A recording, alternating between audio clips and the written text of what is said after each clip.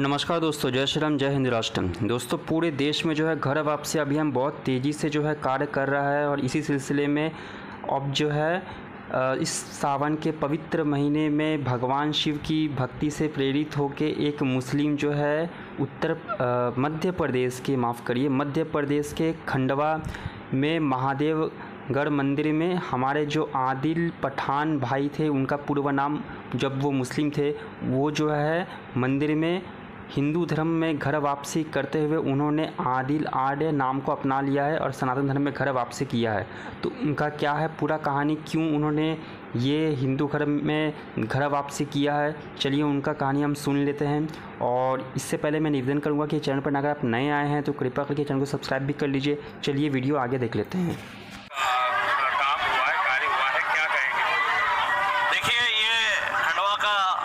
प्राचीन और चमत्कारी मंदिर महादेवगढ़ है। ये आदिल जी जो है, ये कल रात्रि को ही इनका यहाँ पर आना हुआ। दर्शन के लिए ये आए थे और दर्शन के बाद ये फूट फूट कर रो रहे थे।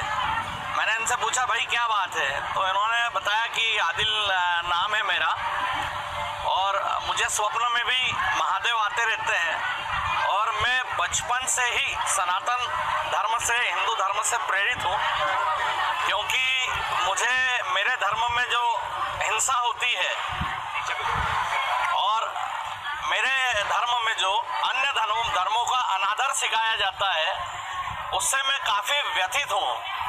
और मैं बाल्यकाल से ही हिंदू धर्म से प्रेरित हूँ और मैं दादा दरबार मंदिर भी नियमित कई वर्षों से आता जाता हूँ। तो मेरी यह इच्छा है भाई साहब कि मेरी घर वापसी करवाई जाए। मैंने बोला, चिंता मत कर बेटा, तू भोले के द्वार पे आ गया है और रोने की कोई आवश्यकता नहीं है। अगर तुझे ऐसा लग रहा है कि घर वापसी में ही तेरा कल्याण है तो तेरा कल्याण होगा। आज सुबह ये विधिवत नोटरी के पास गए, इन्होंने नोटरी करवाई कि मैं हिंदू धर्म में आना चाहता हूँ। ये कल रात को ही हमारे पंडित जी अश्विन जी से आदित्य का नाम लेके गए, उस नाम से इन्होंने नोटरी करवाई और आज विधि विधान से अपना प्रायश्चित कर्म पूरा करके इन्होंने सनातन धर्म में महादेवगढ़ के भोलेनाथ के श्री चरणों में, मैं महादेवगढ़ के दरबार में अपनी घर वापसी की है। अभी आदिल नहीं, आज से ये आदित्य कहलाए जाएंगे और यह जो है आदित्य आर्य, ये भोलेनाथ के पुत्र और माँ पार्वती इनकी आज से माता होगी और हम सभी की ओर से इनको ढेर सारी शुभकामनाएं। आदित्य, ये बताया, आदिल से जो आदित्य का सफर है आपका, कितना दूसरा था, कितना कठिन था चैलेंज था आप पे चलना? देखिए सर, आप आदिल से आदिल क्यों बने? हाँ, मैं उसकी वजह बताता हूँ। मुस्लिम धर्म में क्या होता है, मतलब बचपन से बड़ा, छोटे से बड़ा कर दिया जाए, उसके बाद उसी जीव जंतु को छोटे से बड़ा करने के बाद उसी को काट के खाया जाए। तो ये सारी चीज़ें मुझे बचपन से जमती नहीं थी, जो कि मुझे अच्छा नहीं लगता था। और पिछले कई वर्ष से मैं दादाजी मंदिर भी आना जाना कर रहा हूँ, सिंगाजी मंदिर भी जाता हूँ, महादेवगढ़ भी आता हूँ। और मैं जो भी कुछ मैंने अभी किया है, ये सारी चीज़ें मैंने अपने मन, दिल, दिमाग, सारी चीज़ें खुद ने किया। मुझे किसी ने कुछ करने का बोला नहीं था। मेरा मन था, काफ़ी लंबे समय से मेरी आस्था थी, वो आस्था आज मेरी पूरी हो गई है और मुझे काफ़ी अच्छा लगा। क्या किया आपने, क्या से क्या बने? मैं आदिल पठान से आदित्य आर्य बन चुका हूँ। आपके परिवार में इसको लेकर के किसी आपत्ति? परिवार से तो सर मैं पिछले 8 साल 10 साल से घर से बाहर हूँ और यहाँ तक कि मेरे पिताजी ने पेपर के माध्यम से मतलब प्रेस विज्ञप्ति दे करके उन्होंने ये कह दिया कि ये मेरी औलाद नहीं है। तो फिर सर, जब मैंने 4 साल प्रयास किया कि मेरे पिताजी मुझे पुनः वापस घर बुला ले, पर उन्होंने नहीं बुलाया।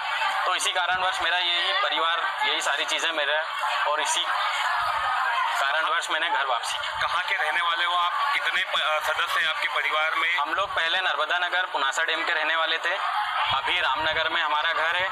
परिवार में हम लोग पहली मम्मी से 2 भाई हैं और सेकंड मम्मी से 2 भाई हैं। मेरी मम्मी एक्सपायर हो गई है जब मैं 15 महीने का था और लगभग यही सारी चीज़ों के चलते हुए सौतेली माँ का ध्यान नहीं रखना, उल्टी चीज़ें सीधी चीज़ें करना, और मुस्लिम धर्म तो मेरे को काफ़ी लंबे समय से मतलब पसंद ही नहीं था।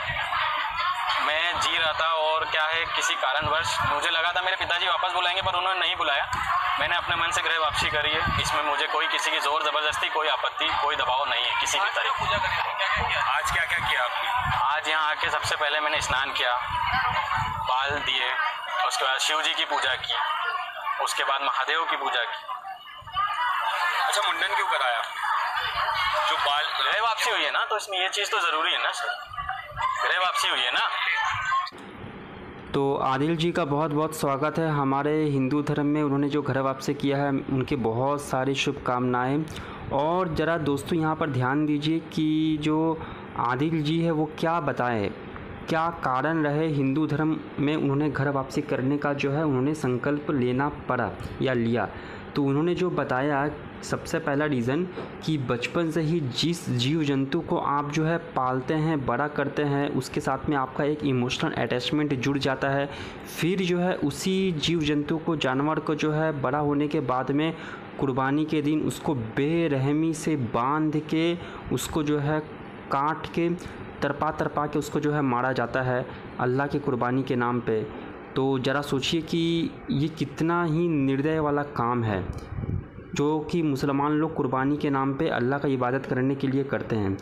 आप एक तरीके से समझिए कि जिस जीव जंतु को हम जो है चारा देते हैं, खाना देते हैं, पानी देते हैं, अपने ज़मीन का छोटा सा टुकड़ा देते हैं रहने के लिए, तो वो एक तरीके से हमारा पुत्र है, क्योंकि हम उसको, उसका अन्नदाता है, हम उसका खाना पीना हम दे रहे हैं, वो हमारा एक तरीके से बेटा बेटी ही है। और उसी को जो है आप उसको जो है बचपन से पाल रहे हैं, पोस रहे हैं, बड़ा कर रहे हैं, और जो है बड़ा होने के बाद में आप उसको बेरहमी से जो है काट दे रहे हैं। तो ये कितना निर्दय वाला काम है। तो आप तो बचपन से ही अपने बच्चों को एक तरीके से आप जो है निर्दय होना सिखा रहे हैं कि जिसको खिलाओ पिलाओ फिर उसको काट भी दो। तो ये अमानवीय कार्य है। तो इससे दुखी होके आदिल जी का दिल नहीं किया कि नहीं, ये सब चीज़ जो बिल्कुल भी अच्छा नहीं हो सकता। दूसरा रीज़न उन्होंने बताया, इस्लाम में जो है बहुत ही हिंसा है। और दूसरा रीज़न उन्होंने बताया कि इस्लाम में जो है मुसलमान लोग दूसरे धर्मों की बहुत ही निंदा करते हैं, गलत तरीके से निंदा करते हैं, बुराई सिखाया जाता है, बचपन से ही बुराई ही सिखाया जाता है। ये बात एकदम सही है। आदिल जी को जो मुस्लिम सोसाइटी में जो लड़के लोग हैं उनको पता है, मुस्लिम सोसाइटी को आपस में पता है कि एक दूसरे को ये लोग जो है दूसरे धर्मों के बारे में कितना कितना गलत गलत चीज़ जो है, बुराई जो है सिर्फ जानबूझ के सिखाया जाता है, और उसका दूसरा मतलब निकाल के बताया जाता है कि इस्लाम धर्म अच्छा है, यानी कि दूसरे धर्म खराब है, इसका मतलब है कि हमारा इस्लाम जो है दुनिया का सबसे अच्छा मजहब है। ये सारे कार्य जो है इनके मुल्ला मौलवी लोग करते हैं। मुसलमान लोग जो है अपने बचपन से ही अपने बच्चों को मदरसा में यही चीज़ सिखाते हैं। इधर में हिंदुस्तान में बताएंगे हिंदू धर्म खराब है और इस्लाम अच्छा है, उधर में आप पश्चिम में जाएंगे तो वहाँ पर बताएंगे क्रिश्चियनिटी ख़राब है, इसलिए इस्लाम जो है दुनिया का सबसे अच्छा मजहब है। आप पाकिस्तान को देखिए, पाकिस्तान के न्यूज़ को अगर आप फॉलो करेंगे तो आपको पता चलेगा पाकिस्तान में मदरसा लेवल पर हो या फिर स्कूल लेवल पर हो, कॉलेज लेवल पर हो, उनकी किताबों में हिंदुओं के बारे में कितना कितना घटिया घटिया गलत गलत बात जो है गलत तरीके से, मतलब कि मिस इन्फॉर्मेशन, पूरे तरीके से गलत इन्फॉर्मेशन देके बताया जाता है। ये हिंदू लोग जो है तो भूतों की पुरस्ती करते हैं, ये मूर्ति पूजा करते हैं, इसीलिए ये गंदे हैं। तो इस तरीके का गलत गलत चीज़ जो है दूसरे धर्मों के बारे में सिखाया जाता है। भाईचारा तो कभी नहीं सिखाया जाता है। और जब हम इन चीज़ों का पोल खोलते हैं तब उनमें से कुछ मुसलमान जो है आगे बोलते हैं कि आप जो है भाईचारा को ख़त्म कर रहे हैं, आप जो है भड़काऊ जो है बात बोल रहे हैं। अरे नहीं यार, तुम लोगों के मजहब में ही जो है दूसरे धर्मों के बारे में बचपन से ही तुम लोगों को जो है गलत तरीके से सिखाया जाता है। ये सब चीज़ के ऊपर फिर जब ये बहुत बढ़ जाता है तब जाके मजबूरी में हमें जो है इसका रिएक्शन देना पड़ता है। हमारा चैनल, हमारा इसके ऊपर बात करना, ये तो रिएक्शन है। एक्चुअली गलत काम तो तुम लोग कर रहे हो कि हिंदू जैसे शांत अच्छे कम्युनिटी के साथ में भी तुम लोग नहीं रह पा रहे हो, यानी कि तुम्हारे अंदर जो है 50 तरीके का कमी है। तुम लोग एक जिहादी, मजहबी, घटिया, नफरती कौम हो। और तीसरा चीज़ इन्होंने, आदिल जी ने जो बताया है कि इस्लाम बचपन से ही इनको जो है बहुत सारी रीज़न के कारण जो है पसंद नहीं था, और हिंदू धर्म के प्रति इनका बचपन से ही जो है आकर्षण था। तो हिंदुओं को मैं यही बोलना चाहूँगा कि बहुत बहुत हज़ारों लाखों लाखों मुसलमान आज भी है जिनके मन में हिंदू धर्म संस्कृति के लिए बहुत ही आस्था है। तो आप ज़्यादा से ज़्यादा जितने भी हिंदू हैं वो शुद्ध, सात्विक, पवित्र तरीके से हिंदू धर्म संस्कृति के एक एक चीज़ को जो है फॉलो करिए, ताकि बाकी मुसलमान भी इससे आस्थान्वित हो। हमारे हिंदू धर्म में जितने भी नियम है, जितने भी विधि विधान है, भजन है, पूजन है, दर्शन है, जितने भी प्रकल्प है, उनका शुद्ध सात्विक तरीके से आप जो है पवित्र तरीके से फॉलो करिए। तो आपको देख के बाकी धर्मों के जो अन्य पंथों के जो लोग हैं वो खुद ही जो है ये सनातन धर्म से प्रेरित होके उनका जो है घर वापसी का एक जो है वो लिंक बन जाएगा। तो हिंदू जो है अगर अपने धर्म संस्कृति पर टिका रहे, हिंदू जो है अपने शुद्ध सात्विक रूप में हिंदू धर्म संस्कृति का पालन करे, तो उसको देख के बाकी लोग जो है अपने आप ही जो है अपनी गलती को सुधारते हुए हिंदू धर्म में घर वापसी करेंगे। अब इसका मैं एक तो एग्जाम्पल देता हूँ। अब आप हिंदुओं के भजन को ले लीजिए। आजकल के तो बहुत सारे जो आस्तिक हिंदू है उन्हीं से हिंदू धर्म संस्कृति को जो है ज़्यादा खतरा है। आप भजन को ही ले लीजिए, कितना कितना हिंदू धर्म में कितने ही पवित्र भजन है, शुद्ध है, सात्विक है, पवित्र भजन है, लेकिन वो उन शुद्ध सात्विक पवित्र भजन को छोड़ के आजकल के बहुत सारे हिंदू लोग जो है वो त्यौहार पर है, गणेश पूजा पर है, रामनवमी पर है, और भी जो दुर्गा पूजा है, इस तरीके का वो ऊट पटांग का फिल्मी गाने बजाते हैं, ऊट पटांग का भजन, मॉडर्न भजन बजाते हैं जिसमें डीजे है, ये है, वो है, जिसको सुन के बिल्कुल भी अच्छा नहीं लगता है। तो आप ज़रा सोचिए कि हिंदू लोगों को खुद सोचना चाहिए कि आप ये गलत कार्य कर रहे हैं। इस तरीके का व्यवहार करके भजन के नाम पे आप फिल्मी गाना बजाएंगे और भजन के नाम पे आप जो है ऊट पटांग का मॉडर्न डीजे वीजे लगा के आप पागल करने वाला एकदम वो बजाएंगे। तो इस तरीके से देख के तो जो लोग के मन में कोई प्रेम नहीं आएगा और भी जो है कोई और ही विचित्र टाइप का ये होगा। तो वो ये इसको भक्ति नहीं कहते हैं, ये उन्माद है। तो ऐसा नहीं, हमारे हिंदू धर्म में कितना कितना शुद्ध सात्विक पवित्र भजन है, भगवान के नाम का भजन है, गुलशन कुमार जी का भजन है, सूरदास जी, तुलसीदास जी, कितना कितना पवित्र भजन है।